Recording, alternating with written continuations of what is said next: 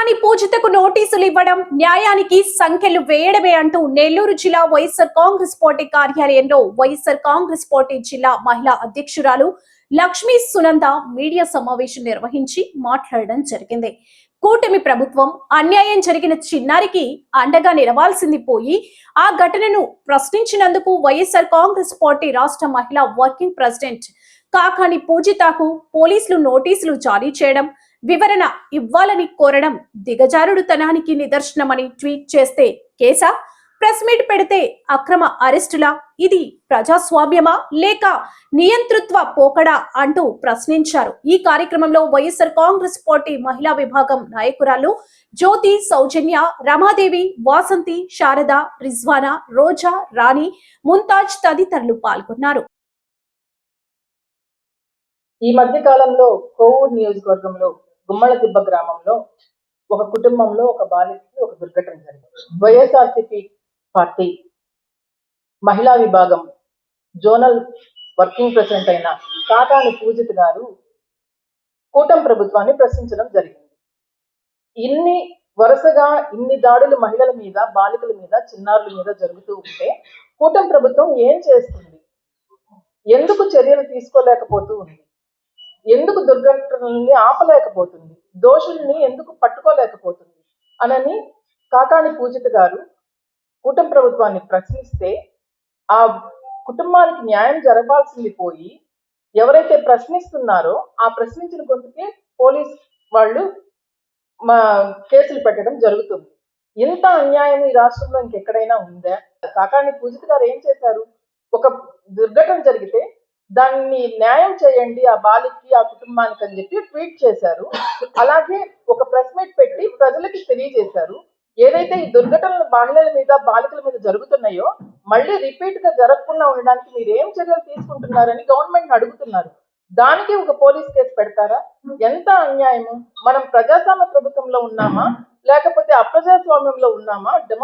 అసలు ఎట్లా ఉన్నామనేది కూటమి ప్రభుత్వాన్ని మేము ఈరోజు ప్రశ్నిస్తున్నాము. అసలు ఈ ప్రభుత్వంలో మహిళలకు కానీ, బాలికలకు కానీ, చిన్నారులకు కానీ భద్రత ఉందా? దర్యాప్తు చేయడానికి, నిఘా విభాగాన్ని పటిష్టం చేయడానికి కానీ, ఇంటెలిజెన్స్ విభాగాన్ని పటిష్టం చేయడానికి కానీ పోలీస్ యంత్రాంగం కానీ, ప్రభుత్వం కానీ ఏమన్నా నిర్ణయాలు తీసుకుంటున్నారా? తీసుకుంటే ఆ దిశగా పోలీస్ యంత్రాంగం కానీ, ప్రభుత్వం కానీ నిర్ణయాలు తీసుకుంటే ఎందుకు ఇన్ని అన్యాయాలు జరుగుతున్నాయి? రిపీటెడ్ గా ముఖ్యంగా మహిళల మీద, బాలికల మీద, చిన్నారుల మీద ఎందుకు ఇన్ని అఘాయిత్యాలు జరుగుతున్నాయి అని చెప్పి ఈరోజు మేము కూటమి ప్రభుత్వాన్ని ప్రశ్నిస్తున్నాము. ఈ కూటమి ప్రభుత్వం వచ్చాక 188 అత్యాచారాలు జరిగాయి మహిళల మీద. అందులో కొంతమంది చనిపోవడం కూడా జరిగింది. ఎందుకు ఇన్ని అఘాయిత్యాలు జరుగుతున్నా కూడా గాంజా మీద కానీ లేకపోతే బెల్ట్ షాపుల మీద కానీ ఎందుకు మీరు చర్యలు తీసుకోవడం లేదు? గాంజాను ఎందుకు నిర్మూలించడం లేదు? బెల్ట్ షాపులు ఎందుకు ఎత్తివేయడం లేదు? వీటి వల్ల కూడా కొంచెము క్రైమ్ రేట్ పెరిగే అవకాశం ఉంది కాబట్టి వీటన్నిటిని ఎందుకు తగ్గించుకోవట్లేదు? మన హోంమంత్రి గారు మహిళ అనుకున్నాము, ఆవిడ ఉంటే, ఒక మహిళగా ఒక హోంమంత్రి ఉంటే మహిళలకి భద్రత కల్పిస్తారు అనుకున్నాం. కానీ ఆవిడ ఏదైనా సరే మహిళలకు భద్రత కల్పించాల్సింది పోయి హాస్యాస్పదమైన విషయం ఏంటంటే, అసెంబ్లీ అంటే ఒక దేవాలయంలో లాంటి సమానం. ఏం మాట్లాడాలి అసెంబ్లీలో హోంమంత్రి గారు? ప్రజా సంక్షేమం గురించి మాట్లాడాలి, అభివృద్ధి గురించి మాట్లాడాలి. మహిళలకు మీరు తీసుకునే ఏదైనా సరే ఒక ముఖ్యమైన విషయాలు ఉంటే, వాళ్ళకి ఏదైనా ప్రత్యేక చట్టాలు ఉంటే, ప్రత్యేక పోలీస్ స్టేషన్స్ ఏమన్నా మీరు ఏర్పాటు చేస్తే వీటి గురించి మాట్లాడాలి. కానీ మీరు ఏం మాట్లాడారు అసెంబ్లీలో? అసెంబ్లీ సాక్షిగా ప్రజలందరూ వినేలా అంబటి రాంబాబు గారు ఇలా అన్నారంట. అంబటి రాంబాబు గారు ఇలా, అది అవసరమా అసెంబ్లీలో? అలాంటి ఒక చిన్న ఒక విషయము, అది ఆ విషయం అవసరమా ప్రజలకి? ఈ 20 నెలల్లో ఏమి సంక్షేమం మీరు చేశారు? ఏమి అభివృద్ధి చేశారు? మహిళలకి మీరు ఏమి అవకాశాలు కల్పించారు? మహిళల శాంతి భద్రతల కోసం మీరు ఏం నిర్ణయాలు తీసుకున్నారు? ఇవి మాట్లాడాలి. కానీ ఒక ఆయన ఇలా అన్నారు, ఇంకొక ఆయన అలా అన్నారు అని చెప్పి ఎంతో హాస్యాస్పదంగా మాట్లాడతారు. ఇక మనం ప్రశ్నించే పవన్ కళ్యాణ్ గారు ఉన్నారు. వారైతే చంద్రబాబు నాయుడు గారికి ఏమన్నా ఇబ్బంది జరిగితే ముందుకు వస్తారు తప్పితే వారికి అసలు అవగాహనే లేదు. మా జగన్మోహన్ రెడ్డి గారు ముఖ్యమంత్రిగా ఉన్నప్పుడు ప్రతి కుటుంబంలో ఒక మహిళ, ఎంతమంది మహిళలు ప్రెగ్నెంట్ గా ఉన్నారని చెప్పి లెక్కలు తీసుకుంటే అసలు నీకెందుకు జగన్, ఏ కుటుంబంలో ఎంతమంది ప్రెగ్నెన్సీ ఉంటే నీకెందుకని మాట్లాడారు పవన్ కళ్యాణ్ గారు. వారికి ఈజీ ఆఫ్ గవర్నెన్స్ అనే దాని గురించే తెలియదు.